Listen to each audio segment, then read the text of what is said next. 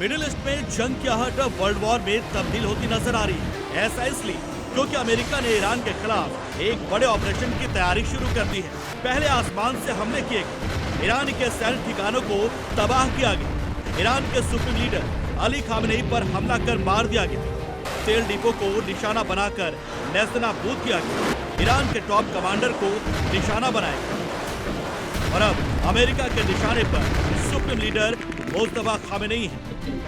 अब समंदर से जमीन पर कार्रवाई कर अमेरिका ने अपने सबसे खतरनाक मरीन कमांडो को मिडिल ईस्ट की तरफ रवाना कर दिया है, जो समंदर के साथ ही जमीन पर भी मोर्चा संभालने के लिए तैयार है। इन कमांडो की ट्रेनिंग कठोर और कठिन होती है। समुद्र से जमीन पर हमला करने में सक्षम होते हैं। दुनिया में कहीं भी जल्दी तैनात किए जा सकते हैं। आतंकवाद विरोधी और गुप्त मिशन में महारत हासिल होती है। आधुनिक हथियार और हाईटेक उपकरणों से लैस होते हैं।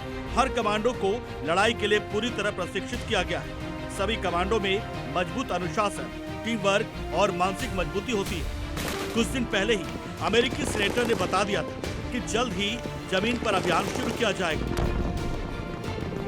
यानी मरीन कमांडो को मिडिल ईस्ट में भेजने की स्क्रिप्ट पहले ही लिखी जा चुकी है। इतिहास गवाह है कि जब अमेरिका को किसी बड़े आतंकी या दुश्मन को खत्म करना होता है तो ऐसे स्पेशल ऑपरेशन को अंजाम दिया जाता है। दुनिया को आज भी साल 2011 का वो ऑपरेशन याद है जब अमेरिका ने पाकिस्तान के एबटाबाद में घुसकर अलकायदा सरगना ओसामा बिन लादेन को मार गिराया था। उस ऑपरेशन में अमेरिकी नेवी के स्पेशल कमांडो ने रातों रात पाकिस्तान में घुसकर मिशन को अंजाम दिया था और पूरी दुनिया हैरान रह गई।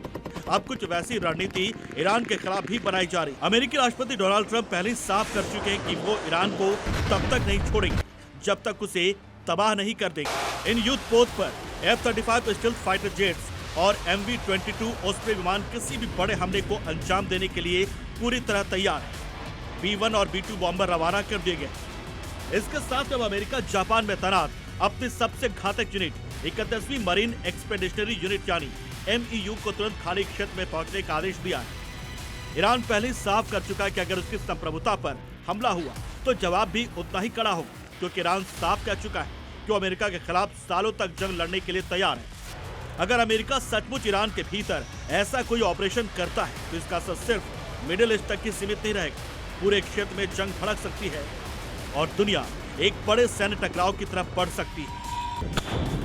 ब्यूरो रिपोर्ट, जी मीडिया।